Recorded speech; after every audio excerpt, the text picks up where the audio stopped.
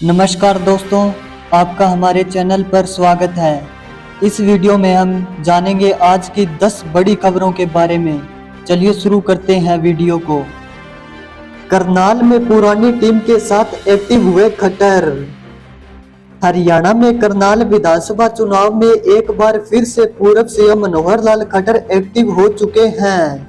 ऐसे में कांग्रेस प्रत्याशी सुमित्रा सिंह की राह अब आसान नहीं रह गई, क्योंकि पूर्व सीएम मनोहर लाल अब पूरे संगठन और पुरानी टीम के साथ करनाल विधानसभा चुनाव में जगमोहन आनंद के प्रचार में उतर चुके हैं। वहीं कांग्रेस पिछले 10 साल से अपना संगठन भी नहीं बना पाई।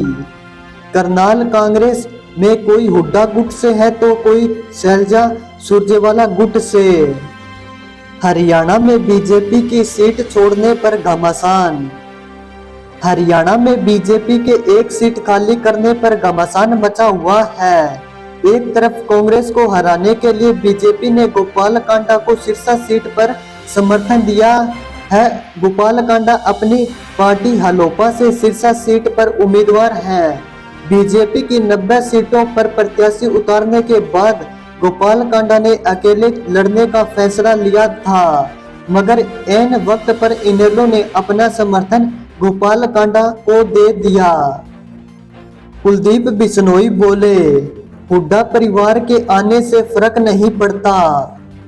हरियाणा के पूर्व सीएम चौधरी भजनलाल के छोटे बेटे कुलदीप बिश्नोई का कहना है कि आदमपुर में उनके मुकाबले हुड्डा परिवार में आए तो इससे फर्क नहीं पड़ेगा। भव्य बिश्नोई के खिलाफ लड़ने वाले कांग्रेस उम्मीदवार को आदमपुर में कोई जनता तक नहीं है।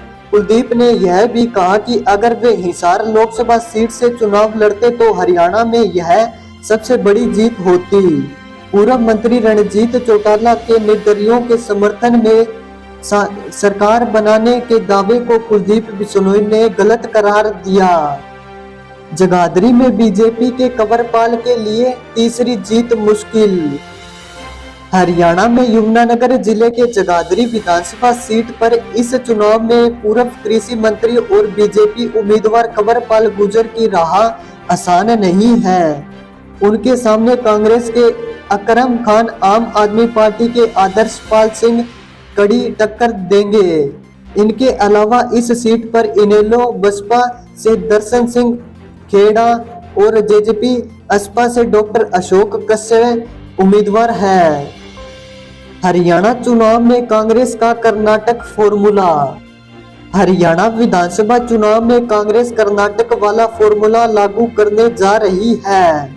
दरअसल इस चुनाव में कांग्रेस पार्टी काफी उत्साहित दिख रही है। वह लोकसभा चुनाव में मिली सफलता के बाद कोई रिस्क नहीं लेना चाहती। लोकसभा में कांग्रेस ने राज्य की 9 सीटों पर चुनाव लड़कर 5 पर जीत हासिल की थी। कांग्रेस सूत्रों के मुताबिक हरियाणा विधानसभा चुनाव में राहुल गांधी और प्रियंका गांधी के प्रचार को लेकर पार्टी ने रणनीति बदल दी है। लोकसभा चुनाव में धुआंधार प्रचार करने वाले राहुल गांधी और उनकी बहन प्रियंका गांधी की जोड़ी को लेकर यह रणनीति बदली गई है। नरवाना में यूपी सीएम योगी का कांग्रेस पर प्रहार।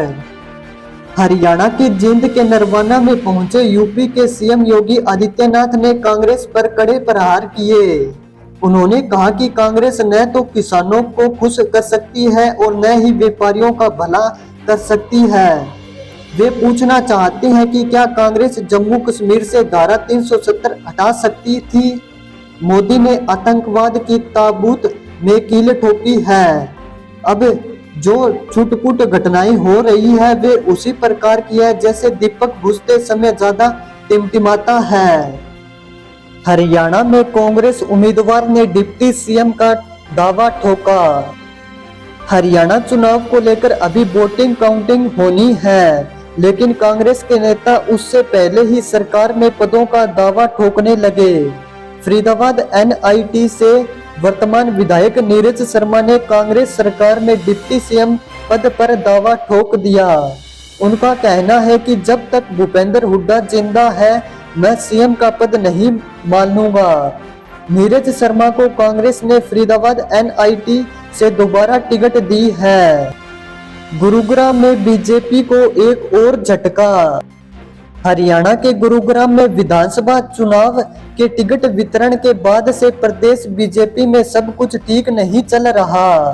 टिकट कटने से नाराज नेताओं का पार्टी छोड़ने का क्रम जारी है। 3 दिन पहले पार्टी के बड़े दलित चेहरे सुमेर सिंह तंवर के बाद अब गुरुग्राम निगम की 2 बार की पार्षद व जिला उपाध्यक्ष सीमा पहूजा ने बीजेपी को अलविदा कह दिया। उन्होंने त्यागपत्र में साफ शब्दों में लिखा कि अब वह अपने पति पवन बंटी पहूजा के साथ बीजेपी से बागी होकर निर्दलीय चुनाव लड़ रहे नवीन गोयल का साथ देगी। हरियाणा डेरे में गद्दी विवाद, श्रद्धालुओं को सत्संग से रोका। हरियाणा में सिरसा के डेरा जगमाल वाणी के गद्दी नशीन संत वकील साहब के निधन के बाद उठा विवाद थमा नहीं है। वकील साहब को श्रद्धांजलि देने के लिए फतेहाबाद के डेरे में सत्संग का आयोजन किया गया था, मगर ऐन मौके पर पुलिस ने सत्संग रोकने को कह दिया। इससे संगत भड़क गई। उन्होंने आरोप लगाया कि परमिशन के बावजूद उन्हें यहाँ सत्संग नहीं करने दिया जा रहा। उनका कहना था कि यह सब मौजूदा गद्दी नशीन वीरेंद्र सिंह के इशारों पर हो रहा है।